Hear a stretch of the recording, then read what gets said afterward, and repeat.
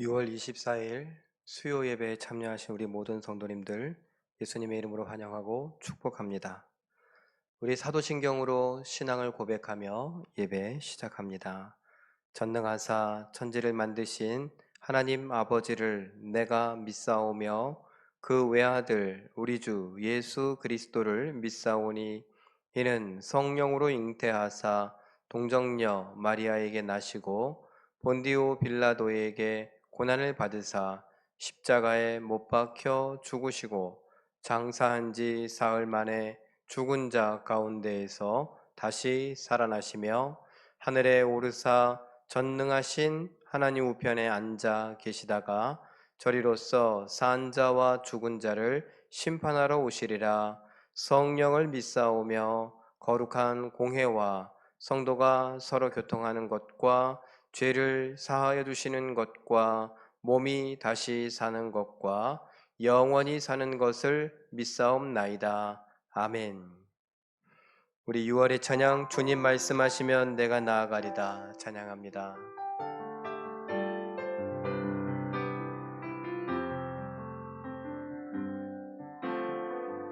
주님 말씀하시면 주님 말씀하시면 내가 나아가리다. 주님 뜻이 아니면 내가 멈춰서리다. 나의 가고 서는 것 주님 뜻에 있으니 오 주님 나를 이끄소서. 주님 말씀하시면 주님 말씀하시면 내가 나아가리다. 주님 뜻이 아니면 내가 멈춰서리다. 나의 가고 서는 것 주님 뜻에 있으니 오 주님 나를 이끄소서. 뜻하신 그곳에 나 있기 원합니다. 이끄시는 대로 순종하며 살리니 연약한 내 영혼 통하여 일하소서. 주님 나라와 그 뜻을 위하여 뜻하신 그곳에 나 있기 원합니다. 이끄시는 대로 순종하며 살리니 연약한 내 영혼 통하여 일하소서. 주님 나라와 그 뜻을 위하여 오 주님 나를 이끄소서. 한 번 더 합니다. 주님 말씀하시면 내가 나아가리다. 주님 뜻이 아니면 내가 멈춰서리다. 나의 가고 서는 것 주님 뜻에 있으니 오 주님 나를 이끄 뜻하신 그곳에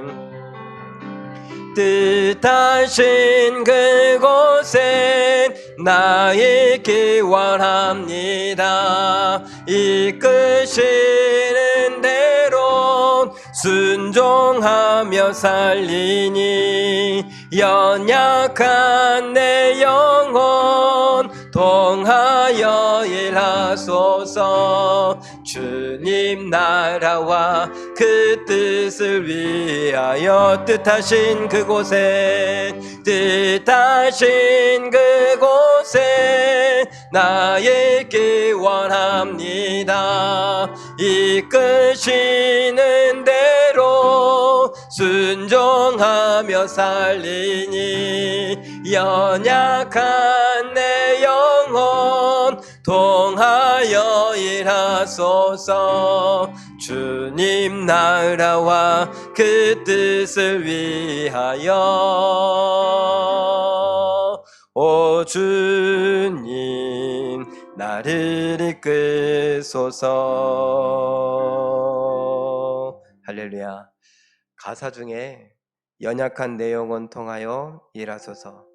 우리 스스로 생각해보면 이 세상에 비해서 난 너무나 작습니다. 내가 할 수 있는 일은 아무것도 없을 것만 같습니다. 부족하지요? 그래서 잘 됐어요. 겸손하게 하나님을 의지하고 예수님을 믿으면 예수님께서 우리를 통해 얼마든지 일하실 수 있으니까요. 이 찬양의 가사 고백이 우리의 삶이 되었으면 좋겠습니다. 하나님께서 우리를 통해 하나님의 뜻을 이루실 줄 믿으며 우리 434장 찬송가 434장 박수치면서 힘껏 찬양합니다. 귀하신 친구 내게 계시니입니다. 귀하신 친구 내게 계시니 나 주 안에 늘 기쁘다. 그 피가 내 죄 씻으셨으니 나 주 안에 늘 기쁘다. 나 주 안에 늘 기쁘다. 나 주 안에 늘 기쁘다. 주 나와 늘 동행하시니 나 주 안에 늘 기쁘다. 주 내 짐 대신 지시었으니 나 주 안에 늘 기쁘다. 그 생명 버려 나를 구하니 나 주 안에 늘 기쁘다멘. 나 주 안에 늘 기쁘다. 나 주 안에 늘 기쁘다. 주 나와 늘 동행하시니 나 주 안에 늘 기쁘다. 주 은총 매일 내게 더하니 나 주 안에 늘 기쁘다.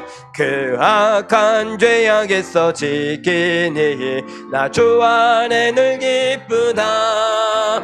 나 주 안에 늘 기쁘다. 나 주 안에 늘 기쁘다. 주 나와 늘 동행하시니 나 주 안 3절 다시 한번 합니다. 주 은총 매일 내게 더하니 나 주 안에 늘 기쁘다. 그 악한 죄악에서 지키니 나 주 안에 늘 기쁘다멘. 나 주 안에 늘 기쁘다. 나 주 안에 늘 기쁘다. 주 나와 늘 동행하시니 나 주 안에 늘 기쁘다. 할렐루야. 하나님의 말씀은 누가복음 9장 57절에서 62절까지의 말씀입니다. 신약성경 109쪽과 화면에 준비되어 있습니다. 누가복음 9장 57절에서 62절까지의 말씀 저와 여러분이 교독하십니다. 길 가실 때에 어떤 사람이 여짜오되 어디로 가시든지 나는 따르리이다.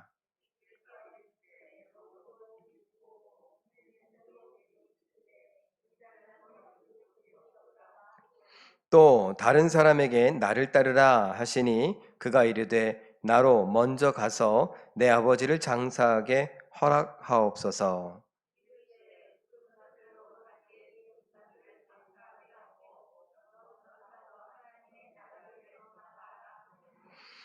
또 다른 사람이 이르되 주여 내가 주를 따르겠나이다마는 나로 먼저 내 가족을 작별하게 허락하소서.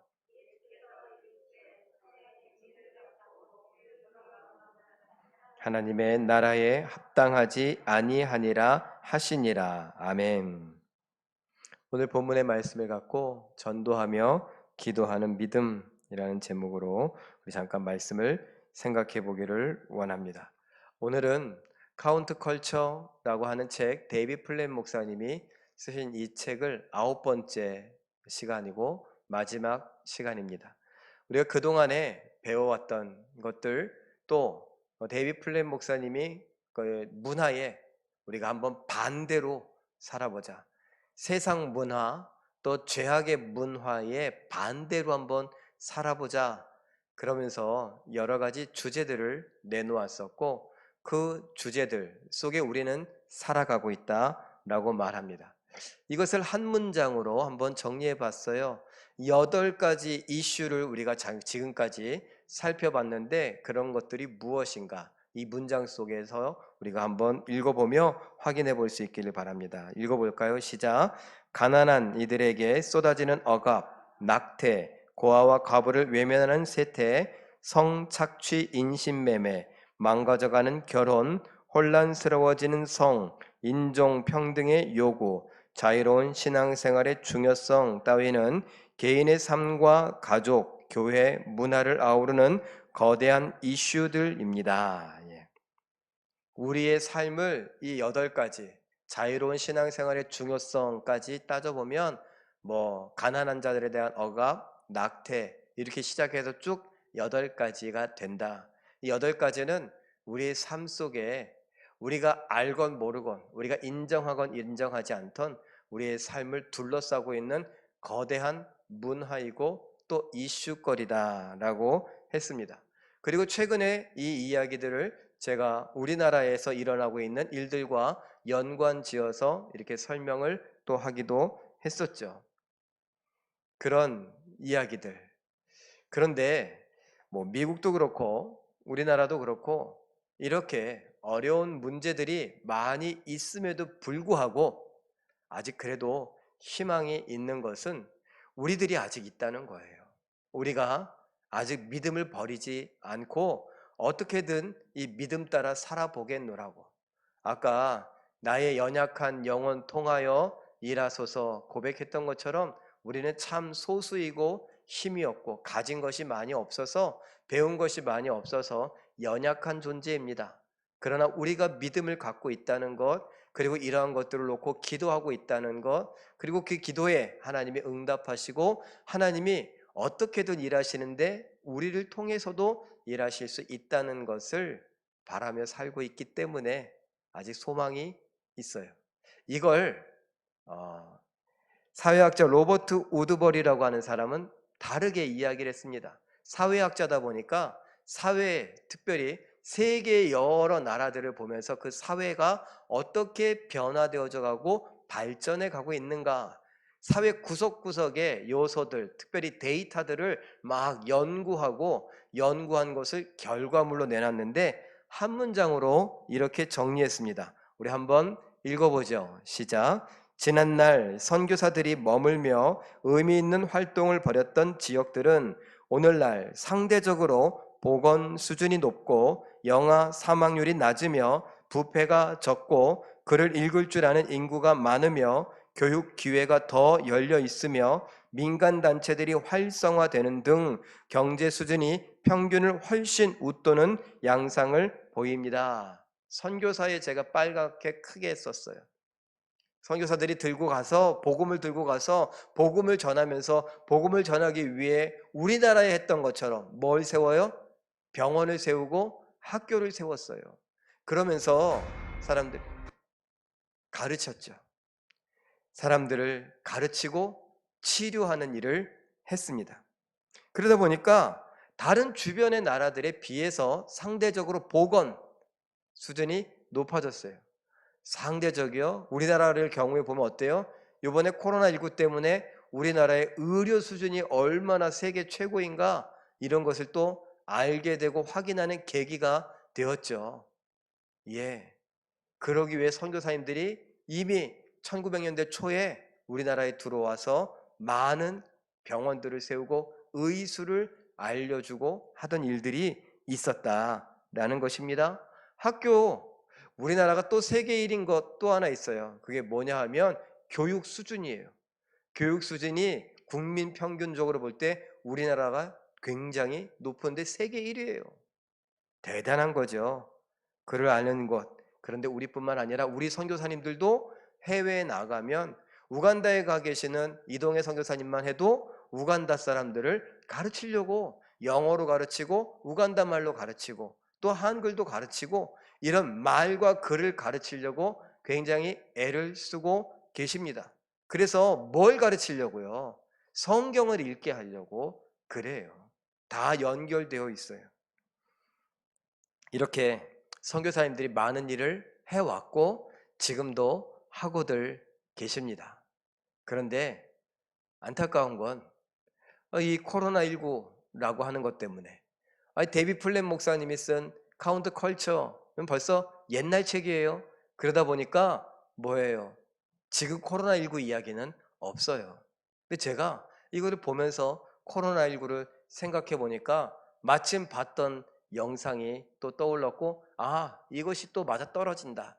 이런 생각을 해 봤습니다. 가난한 사람들이 아직도 많은데 그 가난한 사람들에게 코로나19란 뭘까요?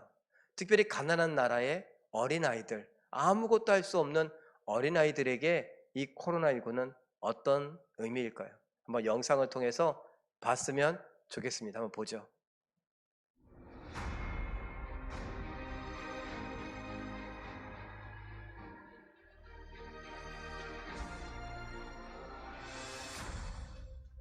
보이지 않는 두려움의 존재, 코로나19. 코로나19는 우리의 삶을 행복이 아닌 두려움으로 가득 차게 만들었습니다. 이전의 삶을 다시 꿈꿀 수 없을 정도로 우리의 삶을 완전히 바꿔놓았습니다. 사랑하는 사람을 잃고 만날 수 없으며 당연히 여겨지는 것들이 이제는 더 이상 당연하지 않게 되었죠. 평범한 일상의 공간에서도 긴장해야 하고 내 삶에 스치는 타인은 경계의 대상이 되어버렸습니다. 그러나 우리는 넘어져 있기보다는 일어서는 것을 선택했습니다. 새로운 일상에 절망하기보다 다시 힘을 내기로 하였습니다.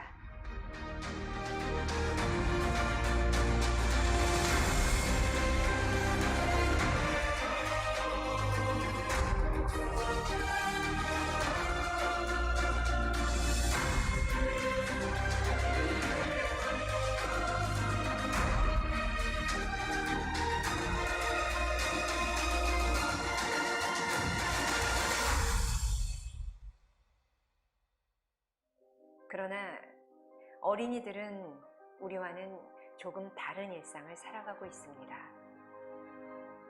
코로나19는 가난한 사람들에게 더 큰 위협이 됩니다.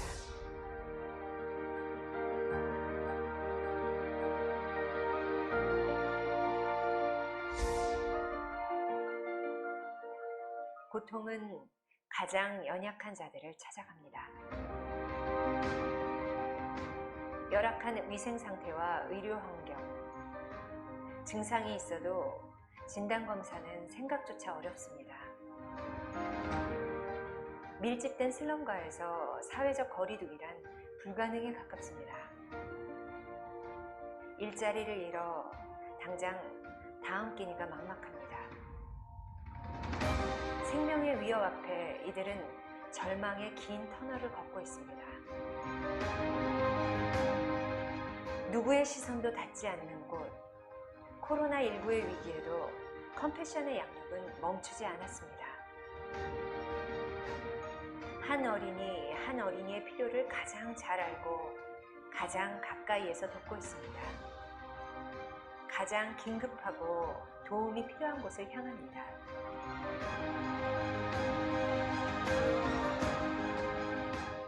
어린이에게 더 가까이 다가갑니다.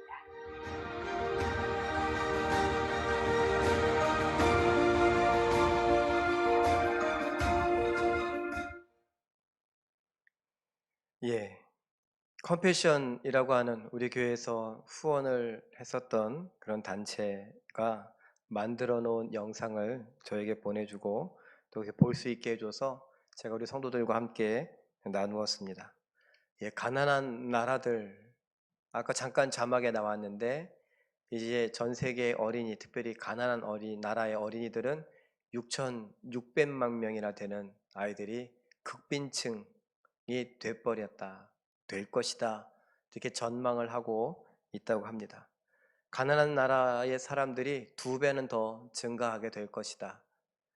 예, 생각해 보세요. 우리도 지금 힘든데 우리는 세계 상위 30% 안에 든다고 제가 말씀드렸죠. 그럼에도 불구하고 이렇게 힘든데 저희보다 가난한 사람들은 얼마나 더 힘들겠습니까? 지금 그 이야기를 하는 거예요. 그런데 아까 선교사님의 선교사님 이야기를 한 로버트 우드버리 씨의 그 이야기, 그리고 컴패션의 이 영상, 이런 것들을 한번 접목해 보면 복음이 들어간 곳엔 그나마 견딜 힘이 있다라는 거예요. 선교사님들이 어떤 방법을 통해 예수 그리스도를 전하고 그 예수 그리스도의 전한 그 복음 때문에, 그 사랑 때문에, 생명 때문에 사람들이 살아나게 됩니다. 여러분과 함께 봤었던 이 여호수아 프로젝트라고 하는 홈페이지가 있습니다. 이 홈페이지에는 우리 전 세계의 종족이 몇이냐, 그 다음에 미전도 종족이 몇이냐, 뭐 이런 전도 현황들, 이런 것들이 나와 있습니다. 뭐 영어로 되어 있기 때문에 혹시 뭐 자녀들에게 한번 물어보셔서 여호수아 프로젝트 한번 들어가 보자, 그래서 보시고 여건 도대체 뭐라고 쓴 거냐, 이렇게 한번 물어보시면 아실 수도 있을 것입니다. 여호수아가 가나안을 정복하고 그런 것처럼 복음으로 이 세계를 정복하자, 아마 그런 취지가 아니었을까. 그래서 여호수아 프로젝트라고 이름을 붙인 것 같습니다. 하여튼 그곳에서 이야기하는 바에 의하면 다음 화면에 나오는 것처럼 세계 인구는 77억 9천만 명인데 그 중에 17,423 종족이 있고, 아직 미전도 종족, 예수님의 이야기를 한 번도 들어보지 못한 미전도 종족, 예수님에 대해서 잘 알지 못하고 교회가 막 세워지고 복음이 막 전파되고 그런 일들이 약한 나라들, 그 다음에 종족들이 7,410 종족이나 된다고 그래요.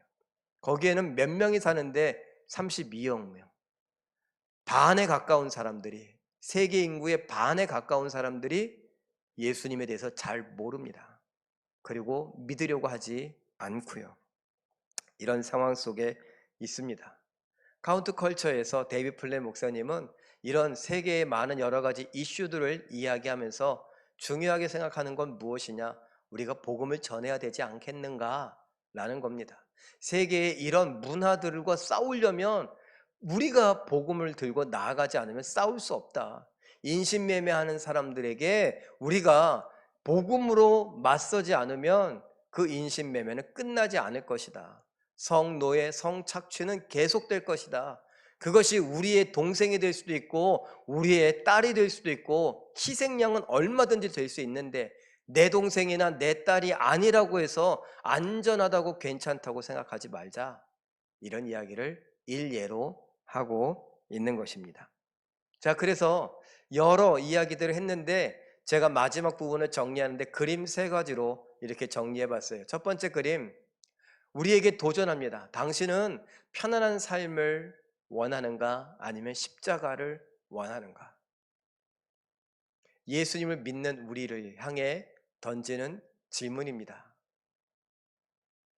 다시 말해. 요즘에 젊은이들에게 굉장히 뭐 이렇게 유명한, 제가 깜짝 놀랐어요. 뭐 이건 여담입니다만 스타벅스라고 하는 이런 커피 전문점이 홍제동에 들어온대요.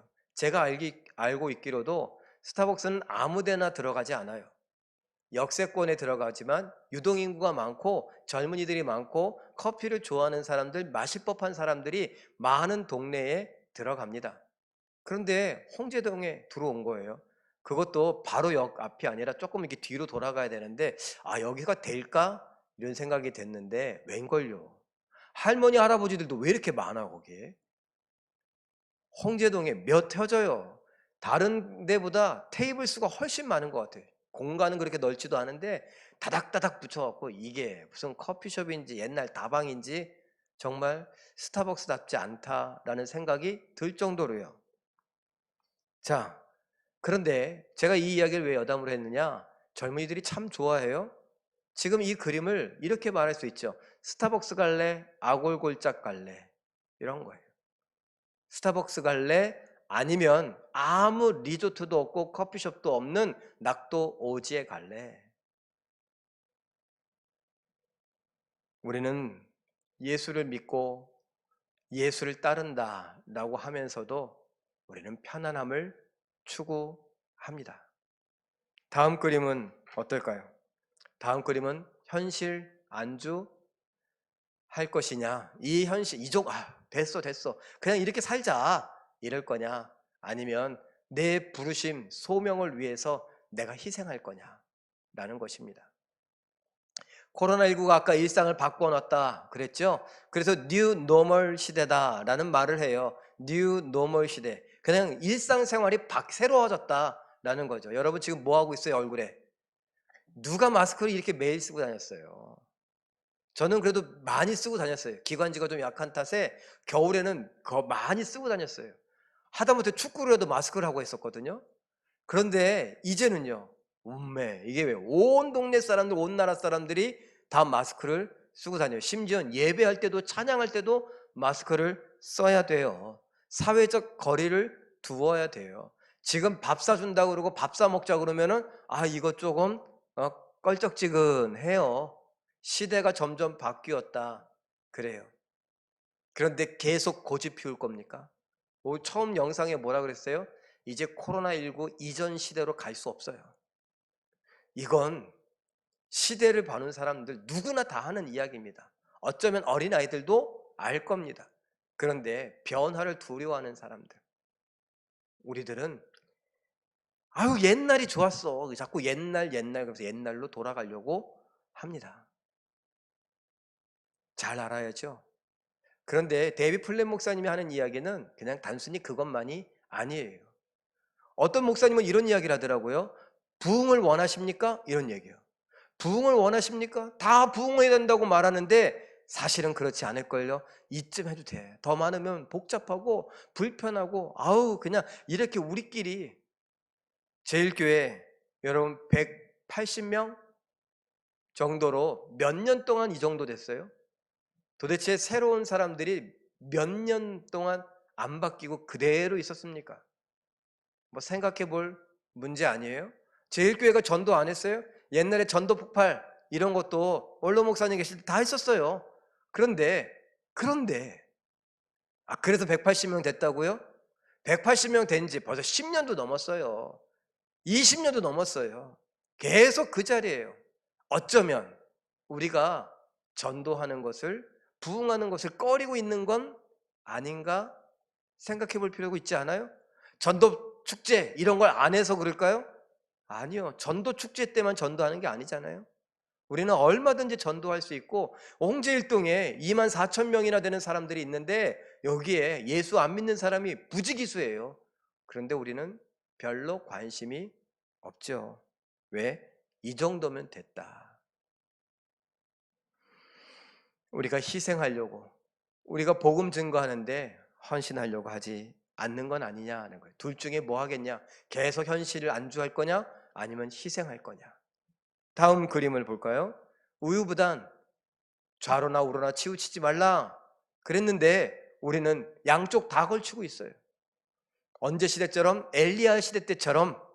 엘리야가 왜 두 사이에서 머뭇머뭇하느냐? 누구와 누구? 하나님과 바알 사이에서 머뭇머뭇하고 있다는 거예요. 어떻게 결정을 못하고 있다는 거예요. 영적인 우유부담, 믿음의 우유부단함.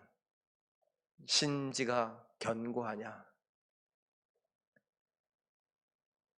어떤 걸 선택할 건지 몇 페이지에 걸쳐서 데이비 플랫 목사님은 질문하는데 제가 그냥 그림으로 3장으로 표현해 봤습니다. 그리고 답을 내리기 전에 예수님의 말씀을 한번 확인해 봤으면 좋겠습니다. 누가복음 9장 23절 말씀입니다. 읽어보죠. 시작.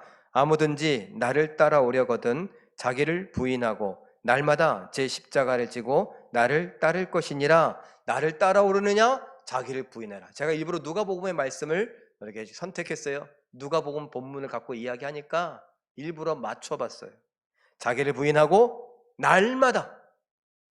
마태복음 16장에서는 뭐라 그래요? 자기를 부인하고 자기 십자가를 지고 이렇게 얘기하는데 누가는요, 누가복음에서 자기를 부인하고 자기 십자가를 지는데 언제? 날마다 져라. 날마다. 그것을 강조하고 있습니다.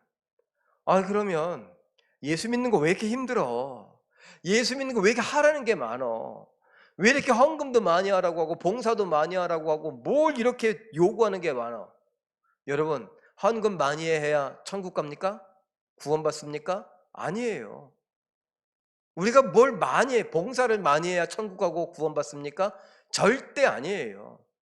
제가 늘 말씀드리는데 우리가 헌금을 한다든가 또는 우리가 봉사를 한다든가 아니면 여러 가지 일들을 한다라고 했을 때 그건 무엇이냐? 내가 창조되고 구원받은 것에 대한 고맙고 감사한 마음을 어떻게 표현할까? 하나님 앞에서 고민하는데 하나님께서 뭐라고 해요? 서로 사랑해라 말씀하시니까 내가 하나님을 향한 믿음으로 사랑으로 고맙고 감사한 마음으로 내가 그 사랑하라고 하는 명령에 순종하겠습니다. 그래서 하나님을 사랑하고 이웃들을 사랑하겠습니다. 그래서 내가 헌금을 하기도 하고 내 시간을 드리기도 하고 내 건강을 드리기도 하고 내 삶의 일부를 떼어 드리기도 하겠습니다. 아니, 원하신다면 통째로 드리겠습니다.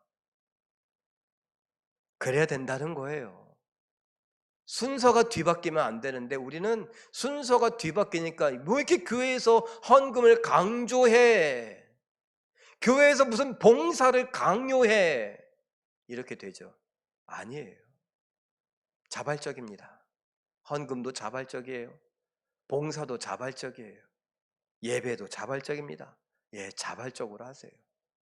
그러나 질문이 있죠. 나에게 진짜 믿음이 있는가? 스스로 내가 하나님을 사랑하는가? 예수님을 사랑하는가? 사랑한다면 그 사랑을 어떻게 표현할 수 있는가? 우리가 질문해보고 생각해 봐야 된다.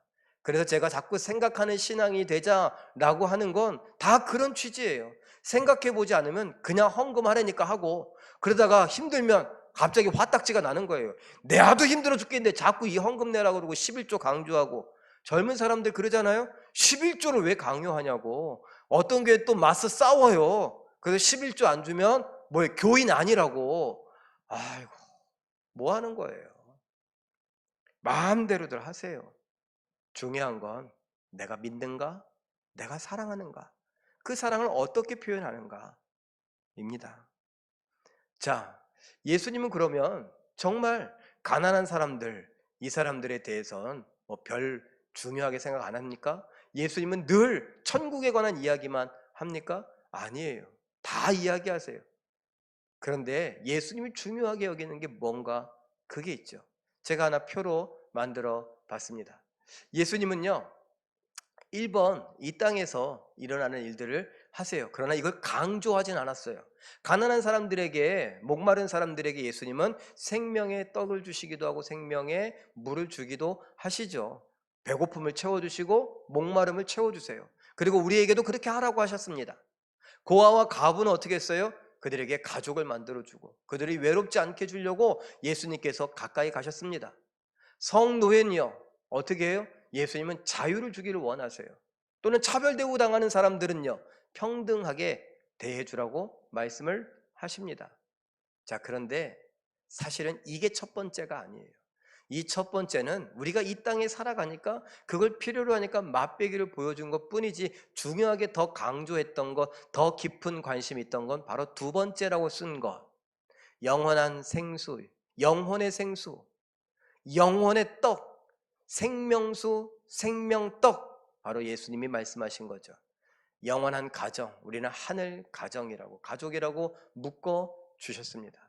영원한 자유, 무엇으로부터요? 죄로부터의 자유, 참된 자유를, 구원을 우리에게 허락하신 거죠. 그리고 우리에게 영원한 평안, 평화, 평등 주셨습니다. 하다못해 천국에 관한 요한계시록의 이야기를 보니까 우리 모두가 다 천국에 갔을 때 우리가 무슨 옷을 입어요? 흰옷을 입어요. 그 흰옷은 누가 입는 옷이에요? 예수님이 입는 옷이더라고요. 우리가 마태복음 17장에 나오는 변화산에서 예수님이 변화된 모습, 그 어떤 것으로도 그렇게 희귀할 수 없을 것 같다. 요즘에 우리나라에 흰 빨래는 뭘로 하면 하얘진다 이렇게 선전하는 세제들 있잖아요. 그 세제들 아무리 갖다가 다 써도 그렇게 하얗게는 못한대요. 빛이 나요. 광채가 나요. 그 옷을 예수님이 입으셔요. 그런데 요한계시록에 천국에 가보니까 우리들도 그 옷을 다 입고 있어요. 누가 만들었어요? 하나님이 만드신 옷. 그런 옷을 입고 의자 보니까 다 보좌에 앉았대요. 누구 의자? 예수님의 의자에. 다 먹을 것을 먹어요. 누가 먹는 음식? 예수님이 드시는 음식. 다 관을 하나씩 썼어요. 무슨 모자? 개털 모자요? 아니에요. 예수님이 쓰시는 관을, 생명의 관을 다 썼다.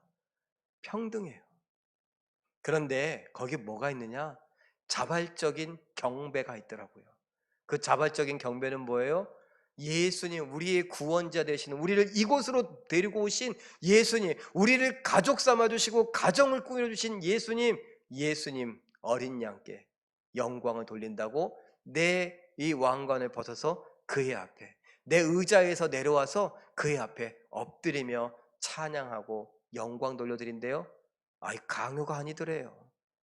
기쁨이고 감사로 자발적으로 하는 것이에요. 이것이 예수님께서 우리에게 보여주시는 것입니다.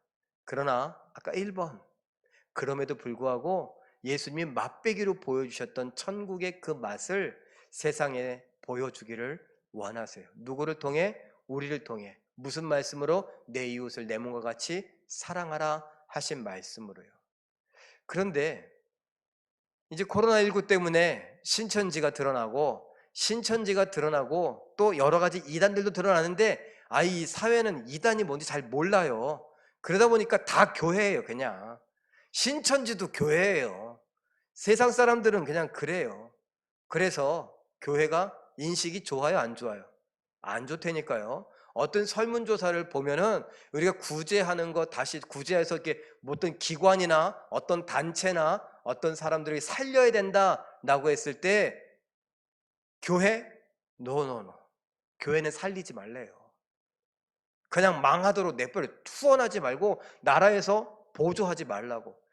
이런 설문조사가 있어요. 그만큼 감정이 안 좋다는 거예요.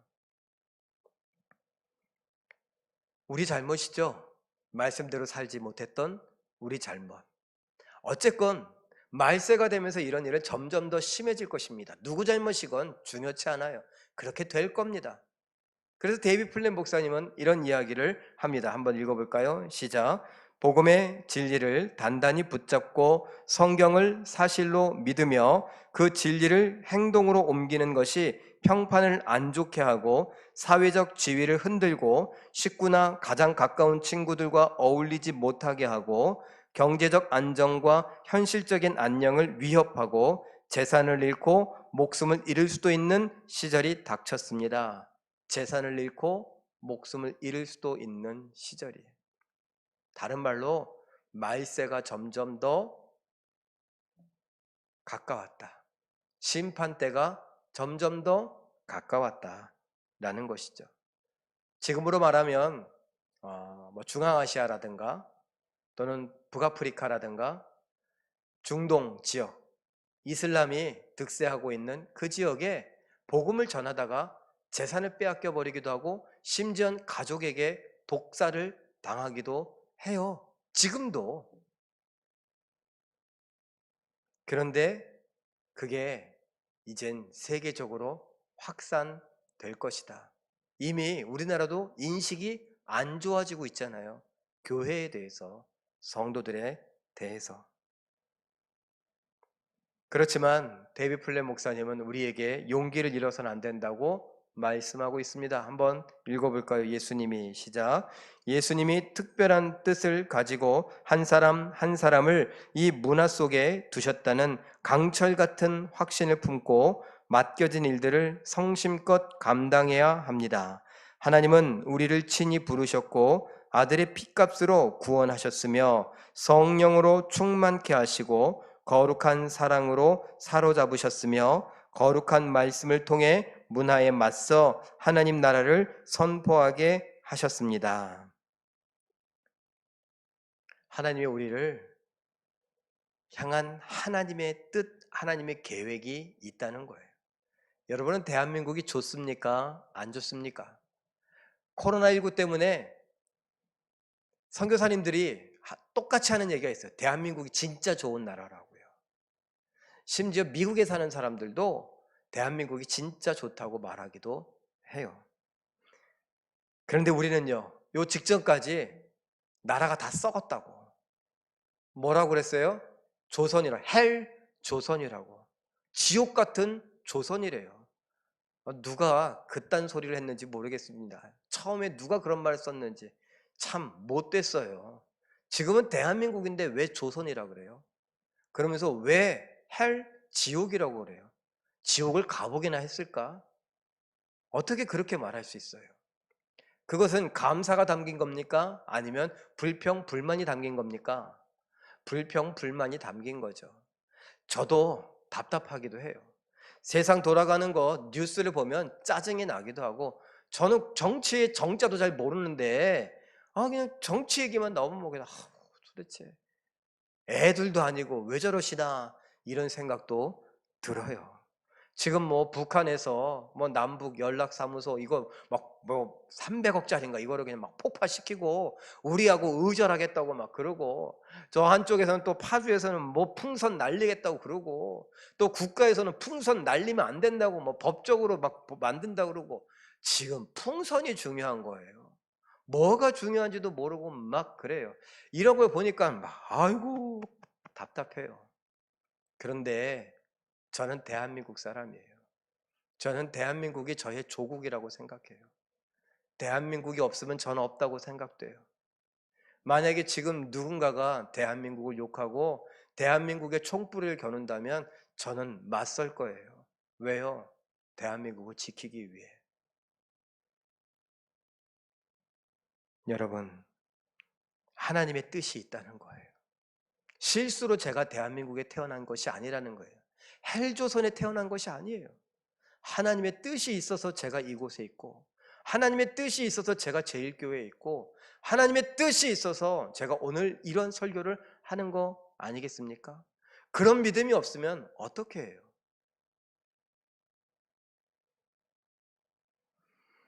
다음도 한번 읽어보겠습니다. 하나님이 시작. 하나님이 복음을 널리 전하고 문화 속에 그분의 영광을 밝히 드러내기 위해 한 사람, 한 가정 또는 한 교회를 들어 쓰셔서 이루실 수 있는 역사를 과소평가하지 말아야 합니다.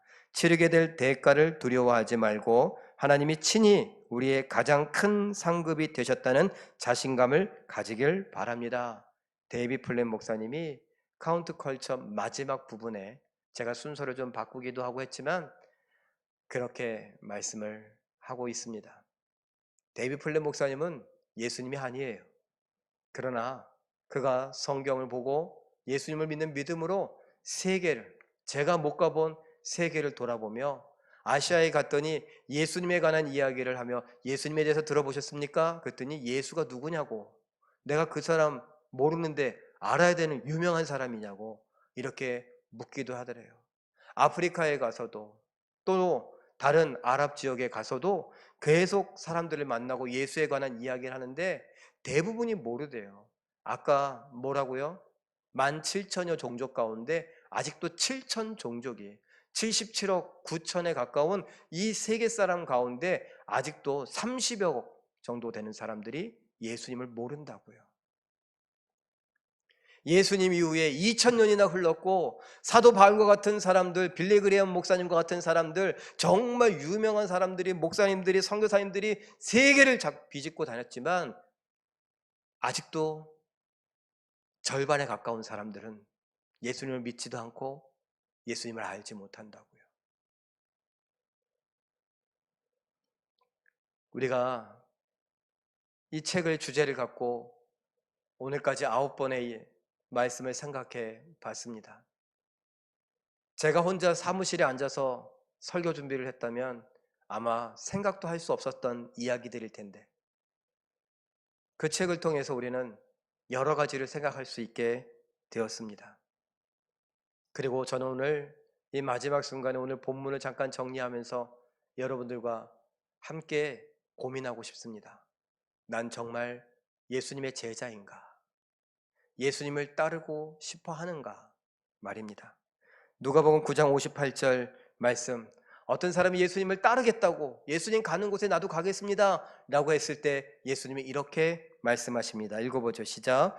예수께서 이르시되 여우도 굴이 있고 공중의 새도 집이 있으되 인자는 머리 둘 곳이 없도다. 다른 말로 말하면 나는 노숙자다. 나랑 같이 다니면 너는 편안함을 누릴 수 없을 것이다. 모든 것을 잃어버리게 될 것이다. 내가 아무것도 없는 관계로 네 돈을 다 쓰게 될 것이다. 그래도 가겠느냐? 이거입니다. 또 한 사람이 예수님께 나와서 말씀하십니다. 예, 제가 일단 아버지 장례는 치르고 가겠습니다. 예수님이 누가복음 9장 60절에 이렇게 말씀하십니다. 읽어보죠. 시작. 죽은 자들로 자기의 죽은 자들을 장사하게 하고 너는 가서 하나님의 나라를 전파하라. 전도하라. 사사로운 일에 매이지 말아라. 예? 아버지 장례 치르는 일이 왜 사사로운 일이에요? 너무너무 큰 일이 아니에요? 예수님은 아마 우리가 중요하게 생각하는 것을 일부러 이야기하신 겁니다. 너가 날 따르느냐? 그러면 가장 중요하다고 생각되어지는 그 아버지 장례 치르는 일, 그것보다도 복음 전도하는 일을 더 중요하게 여겨야 된다. 뭐라 그랬어요? 제1계명이 뭐냐? 주 너의 하나님을 사랑하라. 무엇을 다해요? 목숨을 다해. 그런데 장례 치른다고 얘기가 나와요? 그 우리는 이 말은 이렇게 하고 이 말은 이렇게 하는 거예요. 우리가 중요하게 여기는 건 따로 있어요.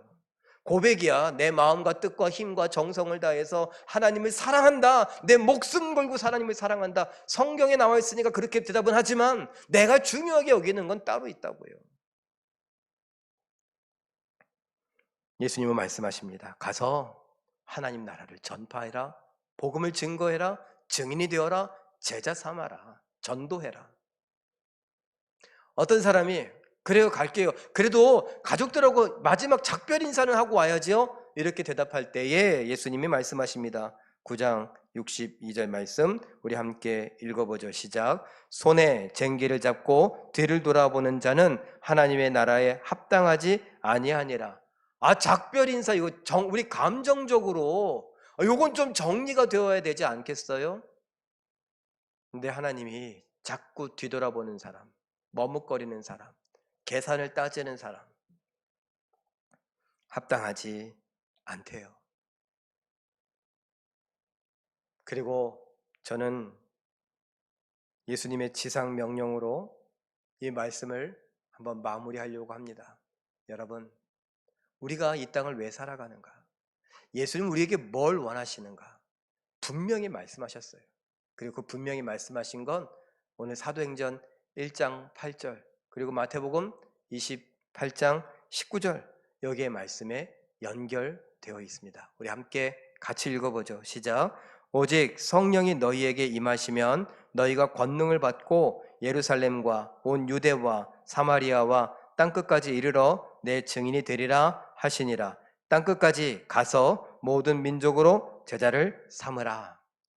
예.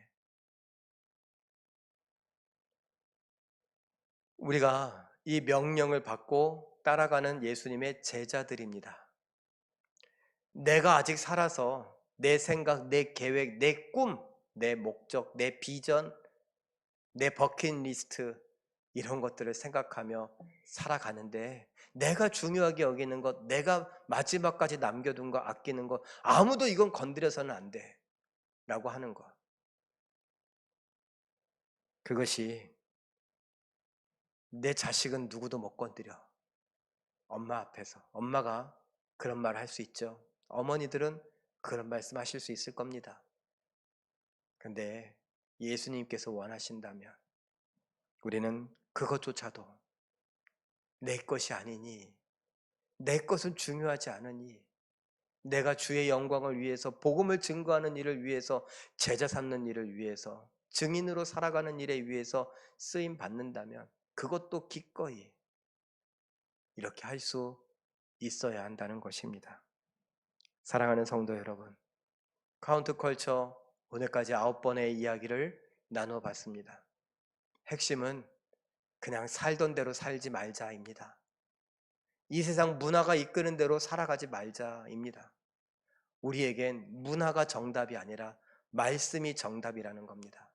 문화를 따라가는 것이 아니라 세상을 따라간다, 현실을 따라간다가 아니라 말씀을 따라가는 것.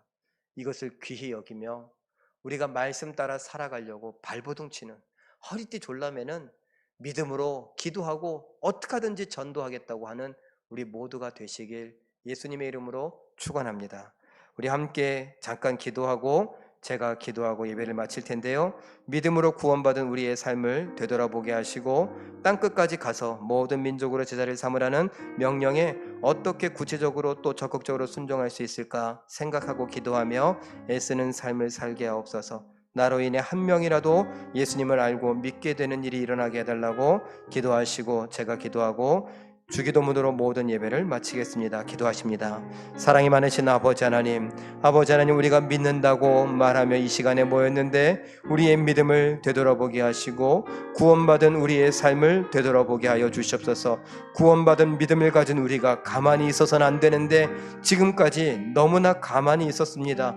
너무나 편안하게 있었습니다. 너무나 현실에 안주하고 있었습니다. 아버지 하나님, 그 어떤 변화도 도전도 두려워했습니다. 내가 손해볼까봐 염려하고 걱정했었습니다. 우리를 불쌍히 여겨 주시옵소서. 땅끝까지 가서 모든 민족으로 제자를 삼으라는 명령에 내가 순종하기를 원하오니 어떻게 하면 구체적으로 적극적으로 순종할 수 있을까? 우리가 기도하며 생각할 수 있게 하시고 그것에 따라 순종하며 애써보는 삶을 살아가게 하여 주시옵소서. 나로 인하여서 우리 교회로 인하여서 한 명이라도 예수님을 더 알게 되고 한 나라라도 한 족속이라도 예수님께로 돌아오는 역사가 있게 하여 주셔서 주님께서 성령으로 역사하여 주시기를 바랍니다. 주님께서 우리를 붙잡아 주시고 우리로 인하여 홀로 찬양받으시고 홀로 영광 받아 주시기를 원합니다. 우리를 붙잡아 주시옵소서. 감사와 찬양을 드리옵나이다. 사랑의 하나님, 주신 말씀들 기억해 보기를 원합니다. 우리가 구원받아 사망과 관계를 끊고 영생과 관계를 맺었으니 그 놀라운 구원의 역사, 그 믿음의 역사를 우리가 깨달아 알게 하여 주시옵소서. 나만 누리는 것이 아니라 예수님을 알지 못하여서 여전히 사망과 죽음과 관계를 맺고 있는 수많은 사람들, 그들을 바라보며 내가 어떻게 하면 예수님의 명령 따라 땅끝까지라도 가서 증인이 되고 제자 삼을 수 있을까 생각해 보게 하시고 기도해 보게 하시고 그렇게 노력하며 애써보는 삶을 살아가게 하여 주시옵소서. 우리 때문에 한 민족이라도 한 사람이라도 하나님께로 돌아오는 역사가 있게 하여 주시옵소서. 하나님께만 영광 돌려드리기를 바라는 믿음으로 우리 모두가 기도하며 믿음 생활하게 하여 주시옵소서. 감사와 찬양을 드리며 예수님의 이름으로 기도하옵나이다. 아멘. 하늘에 계신 우리 아버지여, 이름이 거룩히 여김을 받으시오며 나라의 임하옵시며 뜻이 하늘에서 이룬 것 같이 땅에서도 이루어지이다. 오늘날 우리에게 일용할 양식을 주옵시고 우리가 우리에게 죄 지은 자를 사하여 준 것 같이 우리의 죄를 사하여 주옵시고 우리를 시험에 들게 하지 마옵시고 다만 악에서 구하옵소서. 대개 나라와 권세와 영광이 아버지께 영원히 있사옵나이다. 아멘. 말씀과 기도로 승리하시는 기적의 주인공들 되시길 예수님의 이름으로 축원합니다.